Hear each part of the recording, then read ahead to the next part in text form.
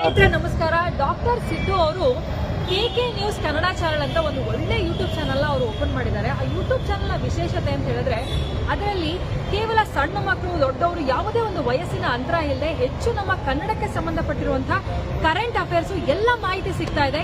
ದಯವಿಟ್ಟು ಹೆಚ್ಚಿನ ಸಂಖ್ಯೆಯಲ್ಲಿ, ಅದರಲ್ಲೂ ನನ್ನ ಯುವ ಸ್ನೇಹಿತರು ಹೆಚ್ಚಿನ ಸಂಖ್ಯೆಯಲ್ಲಿ ಯೂಟ್ಯೂಬ್ ಚಾನಲ್ನ ಸಬ್ಸ್ಕ್ರೈಬ್ ಆಗಿ ಫಾಲೋ ಮಾಡಿ ಹೆಚ್ಚು ಕನ್ನಡ ಪರ ಜ್ಞಾನವನ್ನ ಬೆಳೆಸ್ಕೊಳ್ಳಿ ಅಂತ ಹೇಳೋದಕ್ಕೆ ಇಷ್ಟಪಡ್ತೀನಿ. ನಾನು ನಿಮ್ಮ ನಿರೂಪಕಿ ಸವಿ ಪ್ರಕಾಶ್.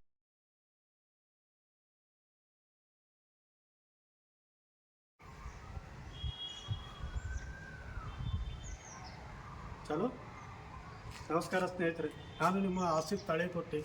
ಇವತ್ತು ಕೂಡ್ಗಿ ಸರ್ಕಾರಿ ಆಸ್ಪತ್ರೆಯಲ್ಲಿ ಬಂದಿದ್ದೇವೆ. ಸಾಕಷ್ಟು ಸಮಸ್ಯೆಗಳಿದ್ದಾವೆ ಸರ್ಕಾರಿ ಆಸ್ಪತ್ರೆಯಲ್ಲಿ. ಅಷ್ಟು ಸಮಸ್ಯೆಗಳು ಮೀರಿ ಕೂಡ ಮತ್ತೊಂದು ಸಮಸ್ಯೆ ಐತಿ. ಯಾಕಪ್ಪ ಅಂದರೆ ಇಲ್ಲಿ ನೌಕರಿ ಮಾಡುವಂಥ ಸರ್ಕಾರಿ ಅಧಿಕಾರಿಗಳಿಗೆ ಯಾವುದೇ ರೀತಿ ಸಮಯ ಪ್ರಜ್ಞೆ ಇಲ್ಲ. ಮೊದಲೇ ಮಾತು ಸಮಯ ಪ್ರಜ್ಞೆ ಇಲ್ಲ. ಈಗ 4:30 ಆಗೈತಿ.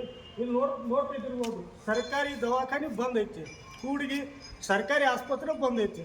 4:30ಗೆ ಸರ್ಕಾರಿ ಆಸ್ಪತ್ರೆ ಬಂದು ಐತಿ ಅಂದ್ರೆ ಎಂಥ ಕಾರ್ಯಕರ್ತರಾಗಿರ್ಬಹುದು, ಅಧಿಕಾರಿಗಳು ಎಷ್ಟು ಬೇಜವಾಬ್ದಾರಿತನ ವರ್ತನೆ ಮಾಡಾಕತ್ತಿರಬಹುದು. ಇಲ್ಲಿ ನೋಡ್ತಾ ಇದ್ದೀರಿ ನೀವು, ಬನ್ನಿ ಇಲ್ಲಿ ತೋರಿಸ್ತಾ ಇದ್ದೀನಿ ನಾನು.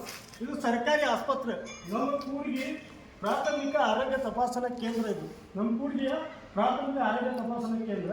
ಇಲ್ಲಿ ನೋಡಾಕತ್ತೀರಿ, ಯಾರೂ ಇಲ್ಲ, ವೈದ್ಯರು ಇಲ್ಲ, ಯಾರು ನರ್ಸ್ ಸ್ಟಾಫು ಇಲ್ಲ, ಯಾರೂ ಕೂಡ ಇಲ್ಲ. ಇದಕ್ಕೆ ಬೀಗ ಹಾಕಿಬಿಟ್ಟಿದ್ದಾರೆ. ಯಾಕಪ್ಪ ಅಂದ್ರೆ ಸಾಕಷ್ಟು ಸಮಸ್ಯೆಗಳಿದ್ದಾವೆ ಸರ್ಕಾರಿ ನಮ್ಮ ಆರೋಗ್ಯ ಕೇಂದ್ರದಲ್ಲಿ. ಸಾಕಷ್ಟು ಸಮಸ್ಯೆಗಳಿದ್ದಾವೆ. ಈಗ ನೀವು ನೋಡ್ತಾ ಇದ್ದೀರಿ, ಇಲ್ಲಿ ಯಾರು ಕೂಡ ಇಲ್ಲ. ಇಲ್ಲಿ ನೋಡಿ, ಇಲ್ಲಿ ಬೀಗ ಹಾಕಿದ್ದಾರೆ.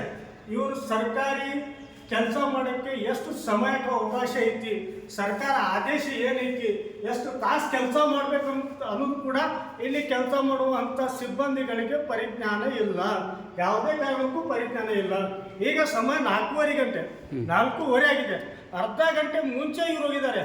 ಹಾಗೆ ನೋಡಿದರೆ ಸರ್ಕಾರದ ತಿದ್ದುಪಡಿ ಪ್ರಕಾರ ನೋಡಿದರೆ 6 ಗಂಟೆ ತನಕ ಇವ್ರು ಕೆಲಸ ಸೇವನೆ ಮಾಡಬೇಕು. ಯಾರಾದರೂ ಒಬ್ಬರು ಸ್ಟಾಫ್ ಆದರೂ ಇಲ್ಲಿ ಇರಬೇಕು. ಯಾವುದಾದ್ರೂ ಎಮರ್ಜೆನ್ಸಿ ಪೇಷಂಟ್ಗಳು ಬರ್ತವೆ, ಯಾವುದಾದ್ರೂ ಒಂದು ಸಮಸ್ಯೆಗಳು, ಊರಿನ ಸಾಕಷ್ಟು ಆರೋಗ್ಯದ ಸಮಸ್ಯೆಗಳು ವ್ಯಕ್ತಪಡಿಸಲು ಯಾರೊಬ್ಬರು ಬರ್ತಾರೆ ಅಂದರೂ ಕೂಡ ಇವರು 4:30ಗೆ ಇವರು ಬಾಗಿಲು ಹಾಕೊಂಡು ಹೋಗ್ಬಿಟ್ಟಿದ್ದಾರೆ. ಅಂದರೆ ಇಲ್ಲಿ ಯಾವುದೇ ರೀತಿಯ ಆರೋಗ್ಯದ ಬಗ್ಗೆ ಕಾಳಜಿ ವಹಿಸುವಂಥ ಅಧಿಕಾರಿಗಳೇ ಇಲ್ಲ. ಇಲ್ಲಿ ಹೇಳೋದು ಇಲ್ಲ, ಕೇಳೋದು ಇಲ್ಲ.